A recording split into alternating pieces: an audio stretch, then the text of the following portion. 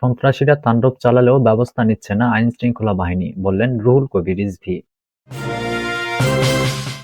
ষড়যন্ত্রের জাল ছিঁড়তে দরকার নির্বাচিত সরকার, বলেছেন শামসুজ্জামান দুদু। এদিকে পদত্যাগ করতে যাচ্ছেন উপদেষ্টা নাহিদ আসিফ। সর্বশেষ জানাবো, ক্ষতিকর কেমিক্যাল দিয়ে তৈরি হচ্ছে মশার কয়েল। এতক্ষণ শুনছিলেন সংবাদ শিরোনাম, এবারে বিস্তারিত। সন্ত্রাসীরা তাণ্ডব চালালেও ব্যবস্থা নিচ্ছে না আইনশৃঙ্খলা বাহিনী, বললেন রুহুল কবির রিজভী। ঢাকা শহরের শীর্ষ সন্ত্রাসীরা বিভিন্ন জায়গায় তাণ্ডব চালাচ্ছে অভিযোগ করে বিএনপির সিনিয়র যুগ্ম মহাসচিব রুহুল কবির রিজভী বলেছেন, আইনশৃঙ্খলা বাহিনীকে তাদের বিরুদ্ধে কোনো পদক্ষেপ নিতে দেখলাম না। অথচ কিছুদিন আগেও এই বিএনপির পার্টি অফিস থেকে মিছিল বের হলেই আইনশৃঙ্খলা বাহিনী চারদিক থেকে মৌমাছির মতো আক্রমণ করত। নয়াপল্টনে বিএনপির কেন্দ্রীয় কার্যালয়ের সামনে এক অনুষ্ঠানে এই অভিযোগ করেন তিনি। বিএনপির ভারপ্রাপ্ত চেয়ারম্যান তারেক রহমানের পক্ষ থেকে প্রতিবন্ধী রিকশাচালক মামুনের জন্য আর্থিক অনুদান অনুষ্ঠানের আয়োজন করা হয়। তিনি বলেন, বিএনপির নেতাকর্মীরা বাঁশঝাড়ের মধ্যে লুকিয়ে থাকলেও র্যাব পুলিশ গিয়ে তাদের খুঁজে বের করে আনত।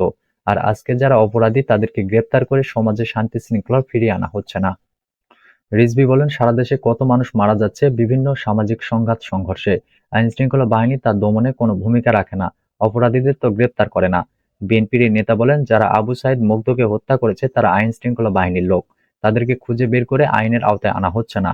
এসব অপরাধীদের কারা রেহাই দিচ্ছে তাদেরকেও আমরা চিহ্নিত করে রাখছি। এখন কেন আবু সাইদ মুগ্ধদের মায়ের চোখের জল ঝরবে? এসব হত্যা মামলায় অনেক জায়গা আসামির তালিকায় বিএনপির নেতাকর্মীদের নাম দেওয়া হচ্ছে বলে অভিযোগ করেন রিজভী। সাবেক প্রধানমন্ত্রী শেখ হাসিনার মেয়ে সাইমা ওয়াজেদ পুতুল তার শ্বশুরের নামে একটি ফাউন্ডেশন করেছিলেন উল্লেখ করে রিজভী বলেন, দুদক খোঁজ করে দেখেছে এই নামে কোনো ফাউন্ডেশন নেই। হাসিনার ছেলে সজীব ওয়াজেদ জয় একটি ফাউন্ডেশন করেছিল, সেটি খুঁজে দেখা গেছে সেটিও নেই। প্রতারক যখন রাষ্ট্র ক্ষমতায় থাকে তার সন্তানদেরও প্রতারক বানায়। তার প্রমাণ হচ্ছে শেখ হাসিনা ও তার ছেলে মেয়েরা। ষড়যন্ত্রের জাল ছিঁড়তে দরকার নির্বাচিত সরকার, বললেন শামসুজ্জামান দুদু। মানুষের প্রত্যাশা অনুযায়ী দেশ চলছে না বলে মন্তব্য করে বিএনপির ভাইস চেয়ারম্যান শামসুজ্জামান দুদু বলেছেন, বাংলাদেশ এখন যে ষড়যন্ত্রের জালে আটকে গেছে সেই জাল ছিঁড়ে ফেলতে হলে জনগণের সরকার ও নির্বাচিত সরকার খুবই দরকার। জাতীয় প্রেস ক্লাবের সামনে বাংলাদেশ জাতীয়তাবাদী চালক দলের উদ্যোগে আয়োজিত নিত্য প্রয়োজনীয় দ্রব্যমূল্য অবিলম্বে সাধারণ মানুষের ক্রয় ক্ষমতার মধ্যে আনার দাবিতে প্রতীকী অবস্থান কর্মসূচিতে তিনি এসব কথা বলেন।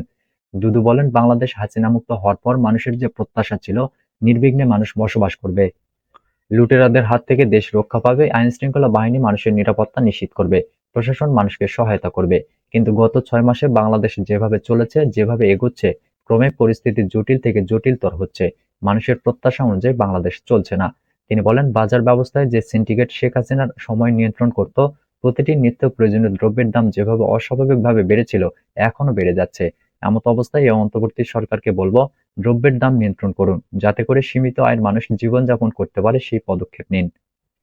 অন্তর্বর্তী সরকার প্রধানের উদ্দেশ্যে ছাত্রদলের সাবেক এই সভাপতি বলেন, ডক্টর ইউনূস সাহেব, আপনি মানুষের উপকার করার জন্য দেশে ও সারা বিশ্বে সমাদৃত হয়েছেন। আপনার সুনাম আছে, যারা খুব নিপীড়িত ও অভাবী মানুষ, আপনি তাদের জন্য গ্রামীণ ব্যাংক বানিয়েছেন। এখন ক্ষমতার শীর্ষ পর্যায়ে আছেন, আপনার কাছে বা আপনার সরকারের কাছে দাবি জানানোর কোনো কারণ নেই। কারণ আপনি নিজের থেকে যদি পদক্ষেপ নিতে না পারেন, তাহলে সেটা দেশ এবং মানুষের জন্য দুঃখজনক ঘটনা হবে। শামসুজ্জামান দুদু বলেন, এই সরকার বিভিন্ন রাজনৈতিক দল সমর্থন করেছে বটে, কিন্তু এই সরকারের কাছে প্রত্যাশিত ফল না পাওয়ার কারণ অন্যান্য রাজনৈতিক দল এখনো এই সরকারকে কাঁধে করে নিয়ে চলছে। কিন্তু তারা তাদের কর্মসূচি আগামী ভবিষ্যৎ নির্ধারণে যদি বারবার হতাশাজনক পরিস্থিতিতে পড়ে, তাহলে এই সমর্থন অব্যাহত রাখা কঠিন হবে। তিনি বলেন, আমাদের নেতা তারেক রহমান বলেছেন, নির্বাচন ও সংস্কারের ভেতরে কোনো সংঘাত নেই, কিন্তু সরকারের পক্ষ থেকে একটা ধারণা দেওয়ার চেষ্টা হয়েছে যে কম সংস্কার করলে দ্রুত নির্বাচন দেওয়া হবে, আর বেশি সংস্কার করলে একটু দেরি হবে।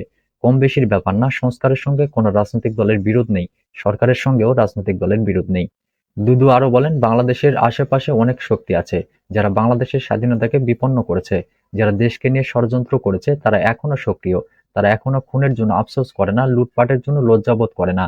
তাদের এখনো রক্ষা করতে হবে, এটার কোনো অর্থ নেই। তাদের অতি দ্রুত বিচারের আওতায় নিয়ে আসতে হবে। দেশের বিভিন্ন জায়গায় তারা নির্বিঘ্নে ঘুরে বেড়াচ্ছে।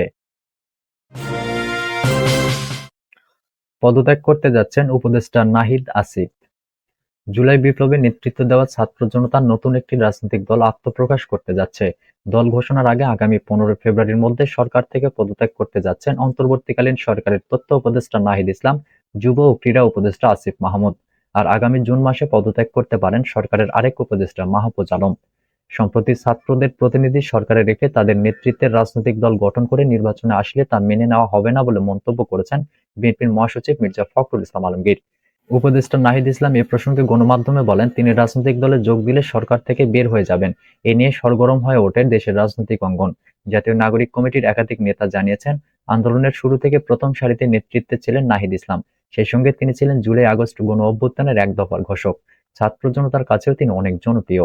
জানা গেছে, সম্প্রতি জাতীয় নাগরিক কমিটির একটি বৈঠকে বেশিরভাগ সদস্য মতামত দিয়েছেন যে অন্তর্বর্তী সরকারে থাকা এক বা একাধিক ছাত্র উপদেষ্টার পদত্যাগ করা উচিত।